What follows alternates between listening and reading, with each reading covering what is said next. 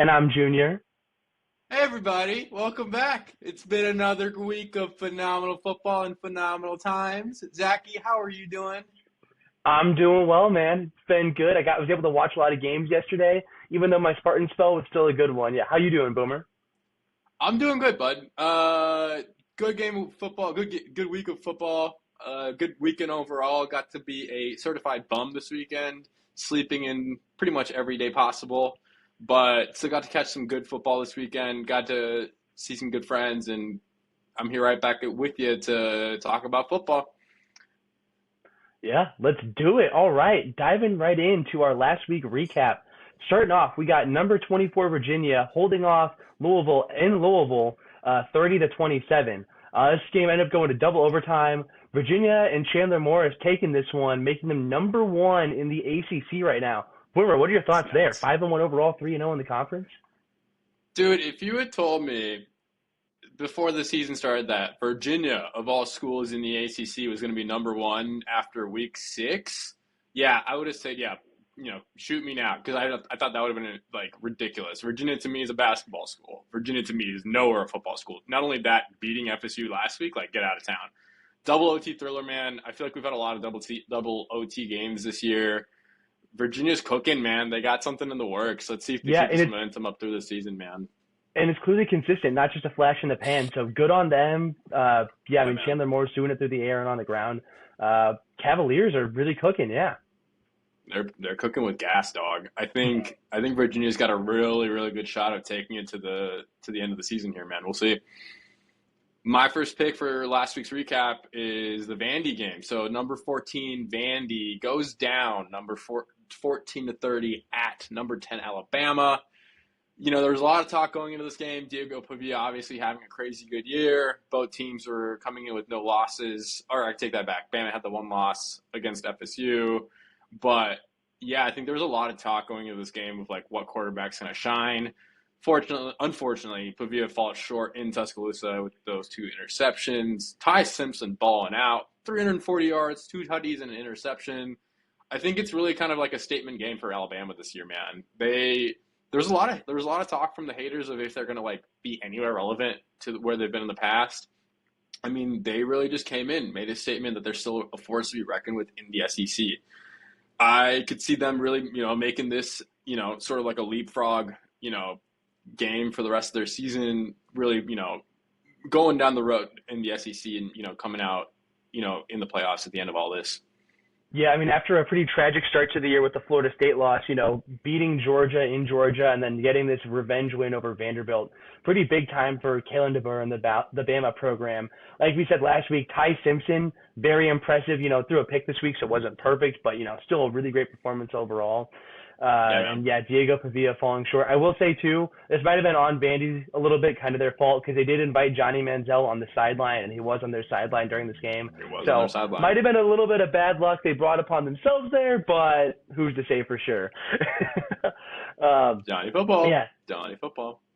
Johnny Football. Yeah. Moving on then to another SEC matchup, we had number 9 Texas in the swamp at Florida, and oh my gosh, they lost. Whoa. DJ, 5 interceptions in one game Lagway, manages to lead his team to a 29-21 victory. Texas is concerning, slipping this one on the road. I mean, this is pretty crazy for them. Arch is Dude, just continuing to not quite be what we expected him from this year. He had 2 interceptions in this game, and yeah, this Texas team is dude, kind of struggling. I watched a little bit of this game, and I think it's clear that Arch is not a fully baked product. It's very clear. I think Sark's got a lot of. I think the notes that I really put down on this before we start recording was Sark's got a little bit of work to do on the offensive front. I think their defense is still really good. I just think coming down the road, we're obviously almost halfway through the season here. I think Sark's gonna have to take a look at his offense and maybe have a conversation with Arch of like, hey, we're not where we want to be. I mean, they were number one going into the season, and when we're talking about this week's episode, it's crazy. They're out of the rankings as of recording this. They're out of the rankings, which is insane. As they should I be, I will look, say. I'm crazy, right? Crazy stuff, and I'm just like, if you had told me that, I thought they'd at least be in the playoff picture, right?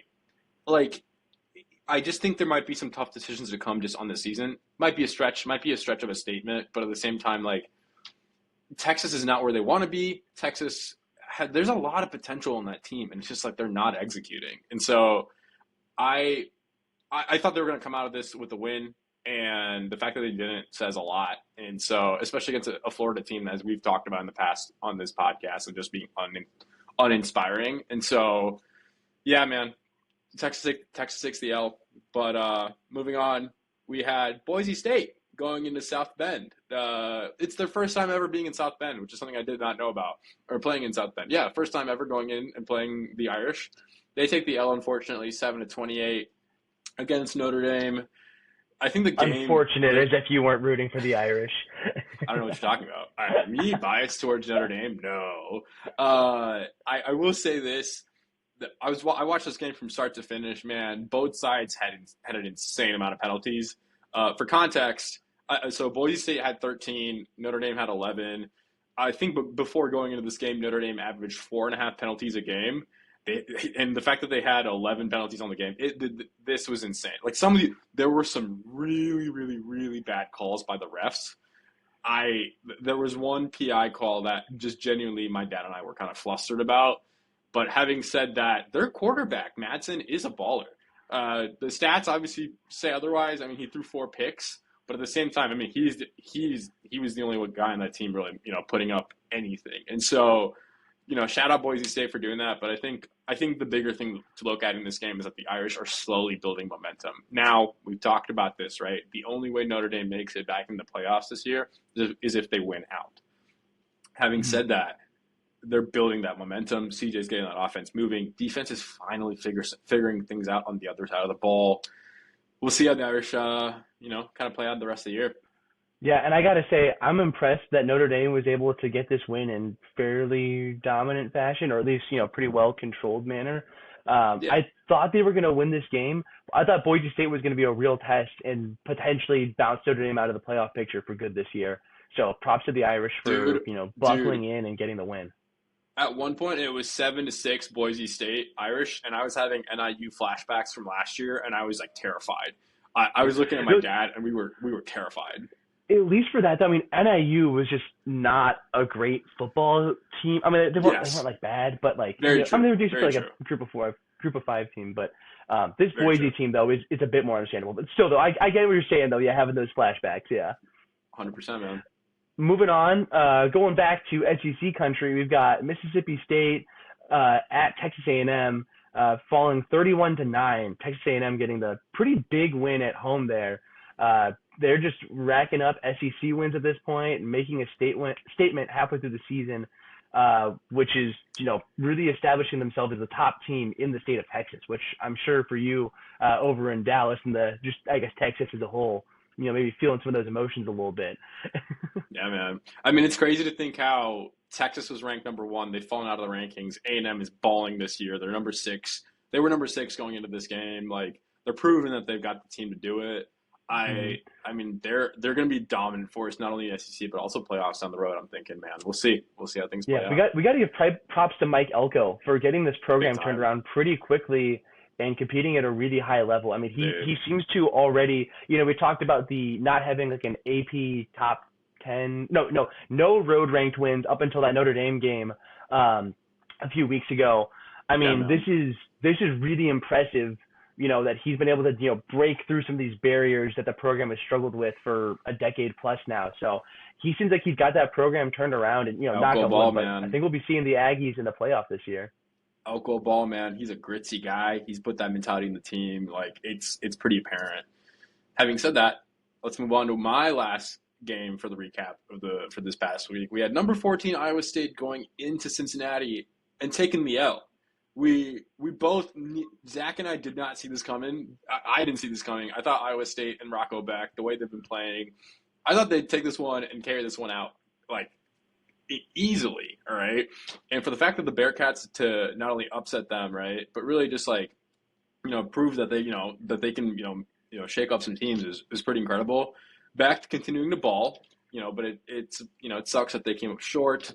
Iowa State takes their first L of the season.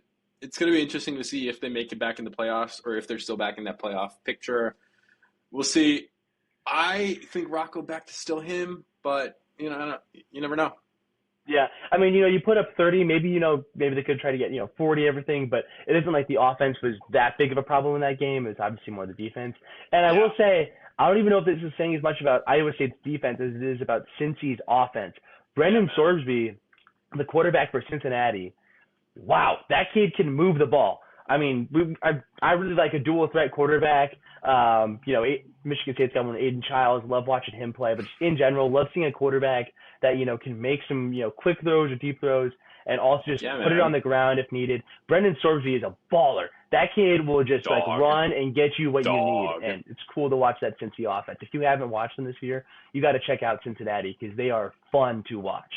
Go Bearcats, man. Go Bearcats. Yes, sir.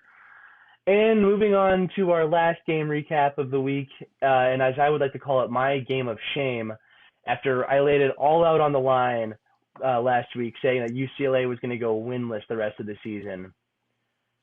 UCLA doing the unthinkable, the unimaginable, and knocking off Penn State at home, 42-37. And I will say that is a close final score. It did not look that close. Nah, UCLA was dude. up, I think, 27-7. I think in the Yeah, first half. yeah. And then Penn State kind of crept away back, but UCLA had the lead the entire game. UCLA, who had not Separation. led yet this season, and Penn State, who I believe had not trailed yet this season, complete flip flop for this game. Part of that mid-afternoon mayhem that we talked about earlier with Texas falling at Florida too. It was crazy. Dude, special shout out to my brother who went to Penn State. My poor brother was in shambles all of yesterday. He did not respond in the family group chat to anything, and so that might say something. Man, Emalam with 3 tutties. I mean, I think it's Penn State's second straight loss, right? I mean, you can make up a lot of reasons, right? They came a long way from Happy Valley all the way to LA, but I think it's pretty apparent that there's clearly a couple things that's really falling apart for the team. Drew Aller, I mean the stats say one thing, but really just when it comes to like those critical situations, man, he just cannot like get the ball over the line. It's a little concerning when you've got two crazy running backs for Penn State, but you still got your quarterback leading them in rushing yards. I think Aller had 78 yards rushing and still led the team. And I think the bigger thing to focus on this game is it's just a really bad look for James Franklin. There's going to be some big questions to be asked after this game. You and I were talking about this right before we started recording, right? Like, does Penn State? So say Penn State wins out the rest of the year in terms of say they do it, right? Having said that, I think Penn State, the question they're going to want to keep asking themselves is, do we want to keep that level of success, or do we want to be able to break past that? And so I think their athletic department is going to have some interesting questions and some interesting conversations to have on the side, man. It's gonna be interesting. Yeah. One final note on this game before we move on. I will say, while we've been, kind of bashing Penn State a little bit here and stuff like that, and also bashing UCLA earlier in the season, got to give credit where credit's due and give UCLA their flowers. Yeah, Amazing offensive performance. Their new OC with his glorious long blonde glorious, hair. Oh dude. my gosh. I don't know what he did or if he got Nico on steroids or what exactly, but I mean, that UCLA offense was just going off Humming, and really humming. impressive performance. I'm terrified. UCLA plays at Michigan State this upcoming weekend. I'm pretty scared right now. I'm not gonna lie. We thought that was gonna be an automatic win going into the year. Not at all thinking that anymore. I still am hoping my Spartans can get that win, but it is nowhere near as much of a certainty, especially with the Hey new types of Zachy, play calls and everything. your shirt's looking a little light blue and yellow there, pal. Yeah, and I You am wanna living address up. the fans?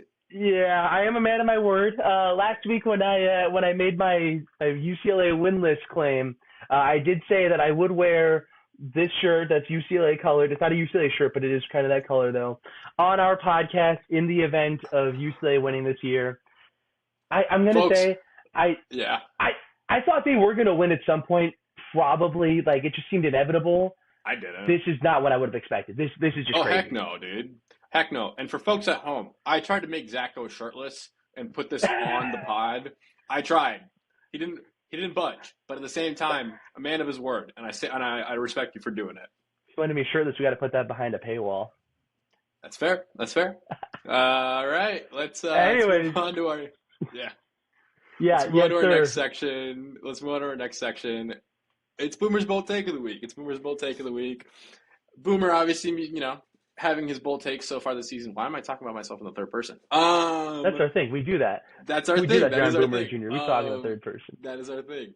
My bold take for this coming out of this week is Penn State, and credit Zach for this too. Zach actually helped me come up with this one for this week. But Penn State could very much be looking at a 5-loss season this year. They're already down 2 on the year, and we took a look at their schedule going forward, and they're playing Ohio State, they're playing Indiana as well, and they go to Iowa on the road here pretty soon. And OSU and Indiana obviously balling. I mean, OSU, don't have to say much about them. Indiana is obviously on fire. Going into Iowa is never an easy task. Doesn't matter if they're having a good year, doesn't matter if they're having a bad year. Going into Iowa, playing that team, when they're on their best, like that's a team you can't, disregard. And I think the bigger thing is, I put this down. I think this is my bold take of the week is Franklin could very much be looking at, the head coaching job market coming out of this year, man. Like, I think of all years, this is probably his most shaky one. And so I think that when I raised that point, but it's also like, I asked myself, where could he go? What team what good program, what elite program is looking for a head coach? There's a few out there that could be name dropped, but at the same time, like, I Florida. think Florida. Ooh, wow, man, that'd be interesting. That'd be an interesting. Oh wow. Having said that, Boomer's bold take. PSC's looking Yeah, at I want to 5 loss tack on season there potentially. too. Yeah, I want to tack on there too. I think this is a great point, that Franklin could be looking for a new job because his whole thing was while he may not be able to win the big game, he was Yeah, 4-21, or he's 4-21 overall, I think, against like top 10 teams top or 10 something like ranked that. teams. Yeah, Yeah, which is crazy and very unfortunate. But like the thing is, even with that record, he was at least winning the games he was supposed to win, right? And yeah. that was kind of his like calling card was like, oh well, at least we're getting to like New Year's Six games. They got the playoff bid last year. They're at least having a pretty solid level of success. But if he's going to be dropping games to UCLA, who's Dude, kind of the 0 worst and team in 4 Power Four UCLA. so far this year, 0 and 4 Nico UCLA. 0-4 UCLA. I had to say it one more time since it's dead Stop now, it. but Nico Yeah. 0-4 UCLA.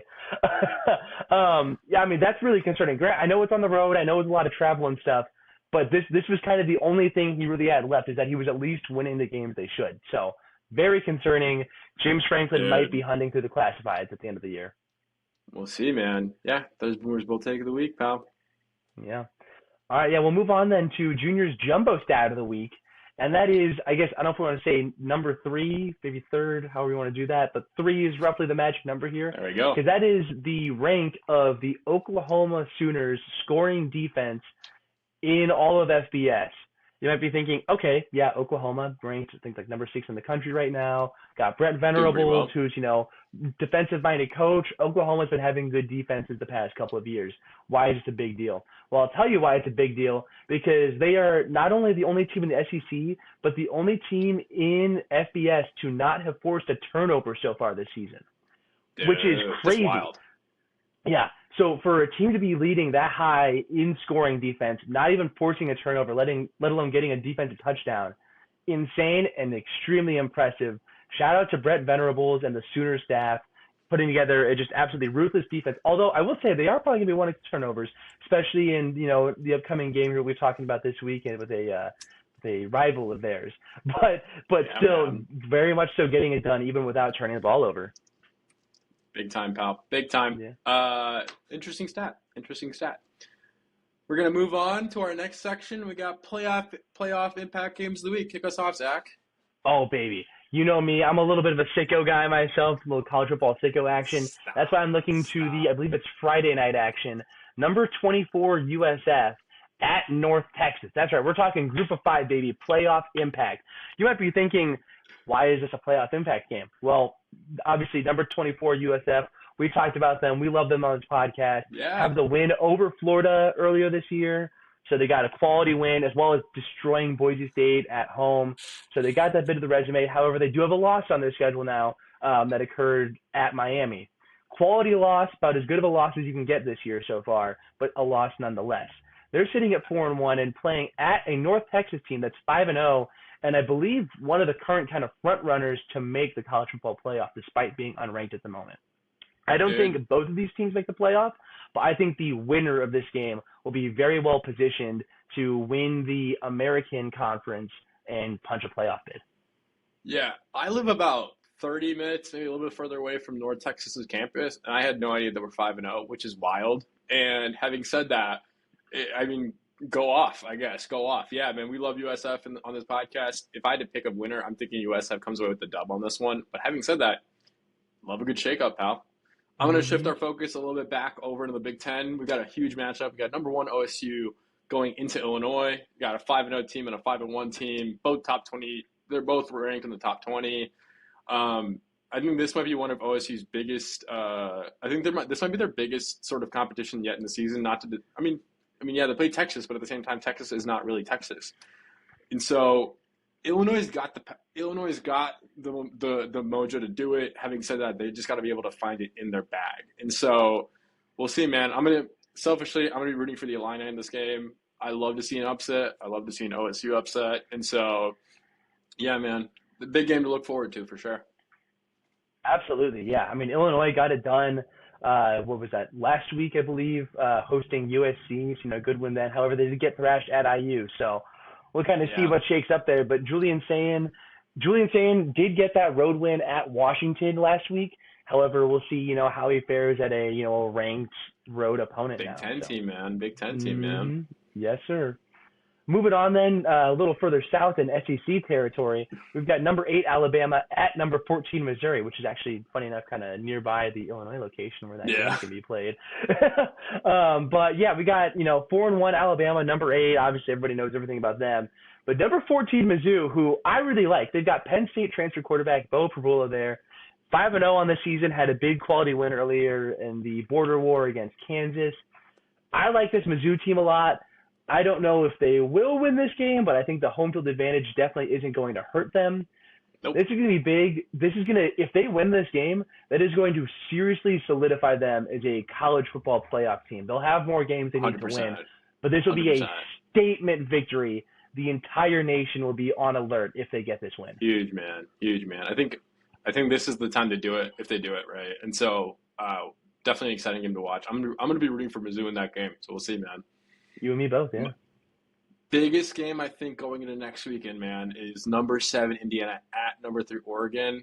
I think that's gonna be a huge one, right? And so you've got Indiana going all the way out to the West Coast to play that really insanely talented Oregon team. We talked about this, right? Just Oregon's roster on their own is stacked, right? And so it's going to be a road game for the Hoosiers. It's going to be in Oregon territory. They're going to be fighting tooth and nail. They're going to have to bring their A game. Honestly, this might just be the Purdue bias in me, but to keep up with Oregon. And so, but having said that, they've got what it takes. They've proven it. They've got what it takes to win. On the road. And so, yeah, we'll see, man. We'll see what Sig cooks up against the Ducks next week, man. Big game to look out for sure. Yes, sir. Absolutely. Moving on then, we've got number 6 Oklahoma at Texas in the Red River rivalry. Man, is this going to be interesting and nowhere near as highly of a contested matchup as I thought going into the year. Although I will say, I guess I don't know how high Oklahoma was. They weren't particularly high starting the year, so we're kind of flip-flopped of who's at the top and who's near the bottom. Dude. Texas unranked now as they have fallen since they've heard 2 losses. Fallen from grace, man. Fallen from grace. Absolutely. When you mentioned that they were unranked, I was like, what are you talking about? That's wild to me. Yeah, for context, everyone, when we were kind of putting together our notes for the podcast today, I casually mentioned that Penn State and Texas were both unranked, and Nick's jaw dropped as he frantically looked up the AP poll to check and said, "Shut up," when he saw it. Blew my mind, man. Yeah, So, it's gonna be it's gonna be in Dallas, Red River rivalry. It's gonna be a good game next weekend, man. I'm gonna try my best not to drive. definitely, if you're a fan weekend. of defenses, this is the game for you.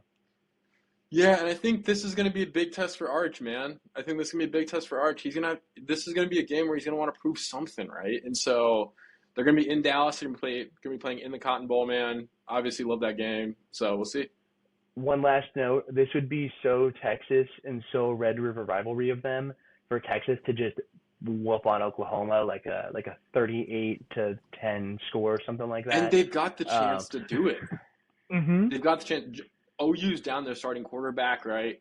Granted, he balled out last week, but at the same time, their backup balled out last week. Having said that, this is a chance for Texas to pounce and do something in the SEC, right? And so against their rivals in OU, man, it's going to be a big game here in Dallas. And so huge, man. And to round out our playoff impact games this week, we've got number 10 Georgia at Auburn.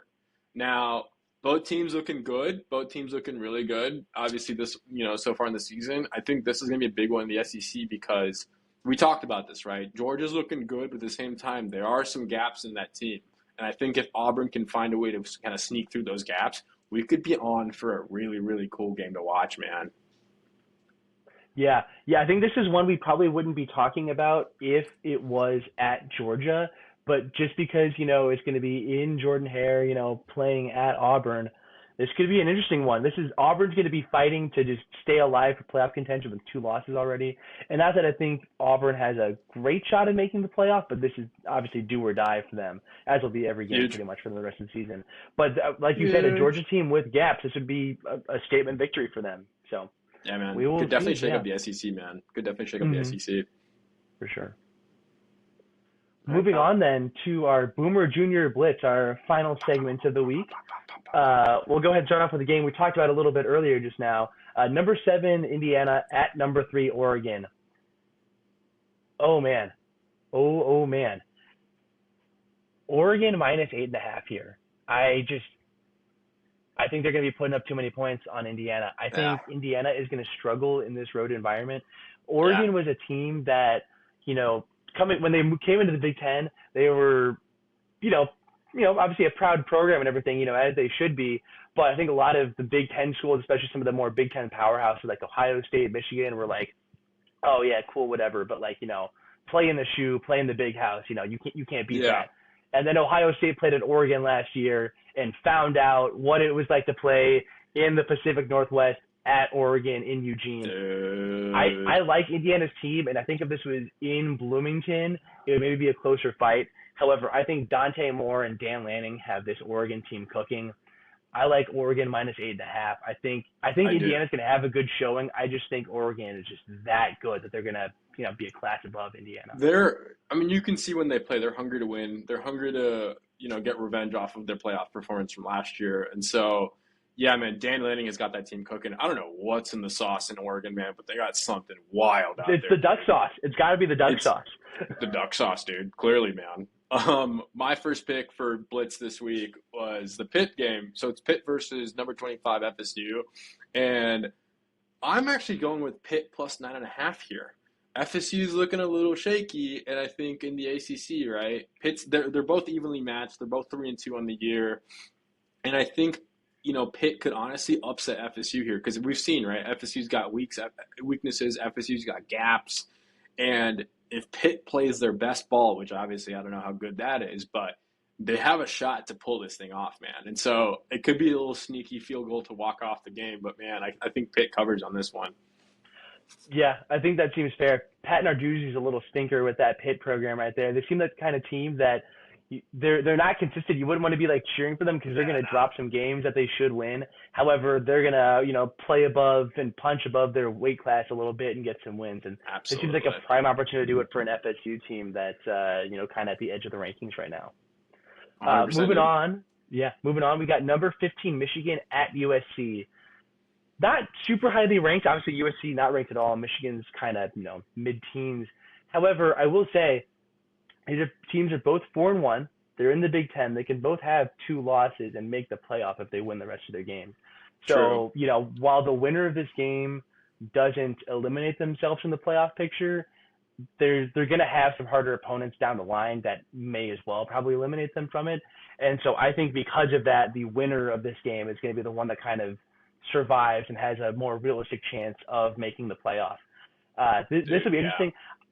I was at the USC Michigan State game a couple weeks ago. I thought USC looked phenomenal in that game. Granted, Michigan State didn't look great on defense, hasn't looked great on defense all year, except for some defensive line play this past week, but we'll gloss over that for now. I think Brian Thunder was going to struggle in a road Yeah, game plus they're on the on the road. West Coast. They're on the road. They're Hmm. on the road. They're going to play at USC, and so, man, yeah, it's a long flight from Ann Arbor, and so playing USC. I mean, USC at home's not a team you want to be like when they're playing their best ball. Like I could see it being a total like washout game, and so Hmm. we'll see, man. I like the pick. I like the pick a lot. Our next pick, my next pick for this week is Georgia playing Auburn. Now we talked about this game in the playoff impact game of the week. I'm actually going for the upset here. Auburn plus 4.5 is where I'm going, and that's only because, like I mentioned, there's some gaps in that Georgia team that I think if Auburn pounces on, they've got a real shot to take this one. And so I think Auburn, if they really cook up something here, man, they could totally shake up the SEC. Yeah, for sure. It'll be interesting to see. Yeah, Auburn, like I said, or like you said, with the home field advantage and stuff, could be taking Yeah, down that man. Georgia squad. So, my Who final pick knows, of the bro? week, Who knows? my final pick of the week is staying in SEC territory. Back to that Alabama at Mizzou game that we discussed earlier. I like Mizzou. I like Mizzou a lot. However, I will say Alabama has looked pretty good on the year as a whole, except for week one. I'm going to pick with my heart here, though, and I'm going to go with Mizzou plus I 3.5. like I that. want them to win outright.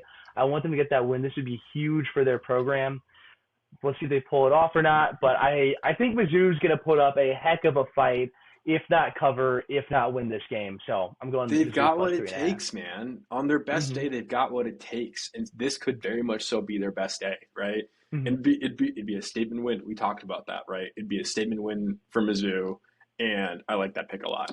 Now, before we get into this last pick, Zach and I talked about where we want to see Blitz go on the podcast, and so we've decided that we're gonna count up the number of picks we made for the year at the end of the season, at the end of the regular season, and between Zach and I, whoever takes the L at the end of the year, at the end of the regular season, we're going to do a punishment live on the podcast. And so we haven't quite decided what that's going to look like yet. In my mind, I'm thinking like really just, I'm hungry most of the time, so I'm thinking something food related, something real dumb, something real food related. And so we'll see. Keep your eyes out for that.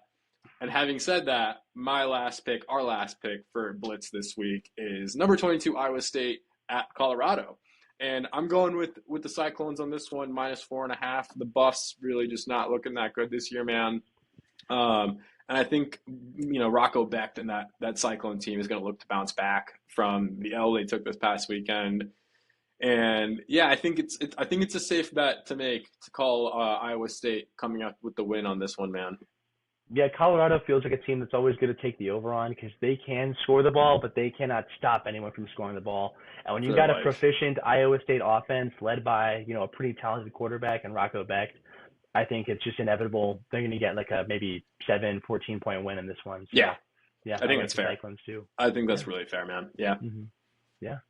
All right, Zachy All boy. righty. Yeah, that concludes our Boomer Junior Blitz and our podcast for the week. So thank you very much, as always, for listening, everyone.